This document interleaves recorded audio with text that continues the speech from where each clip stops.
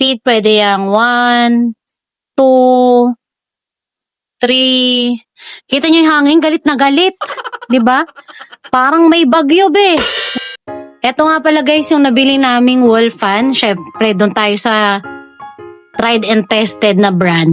3D. Yung pinili namin, yung meron ng remote. Eto yan siya. Try natin ha. Yan, naka-off siya.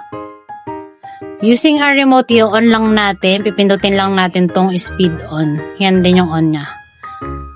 Oh, kita nyo yun? Speed, pwede yung 1, 2, 3. Kita nyo yung hangin, galit na galit.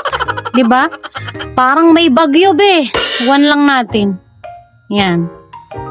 Yan yung 1. Sobrang lakas na ng hangin niya. Sinasabi ko sa inyo.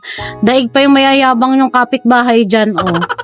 1 pa lang yan, ha. Tapos, pwede siyang paikutin. Pipindutin nyo lang tong OSC. Yan. Iikot-ikot na siya. Para kung mahaba yung higaan nyo, lahat kayo mahahanginan. Tapos, pwede nyo rin siyang i-timer. Yan yung mga wall pa natin ngayon. Ayan, oh. Kung makikita nyo, yung gumagalaw yung red na light na yon. Yan. Yan yung timer niya. Tapos, pag i-off nyo, pindutin nyo lang tong off.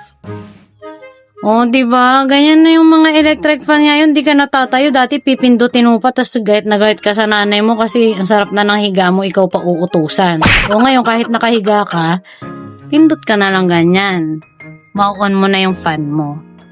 So, yan. Check nyo na lang yung basket natin dyan, guys. Check out nyo na to kasi maganda talaga siya. Maganda ang quality. At alam nyo naman, yung brand natin, again, 3D yan. Tried and tested na brand na yan. Tapos, ang ganda pa ng kulay puti. Para sa mga team puti at team kahoy tulad namin, perfect yan sa inyo.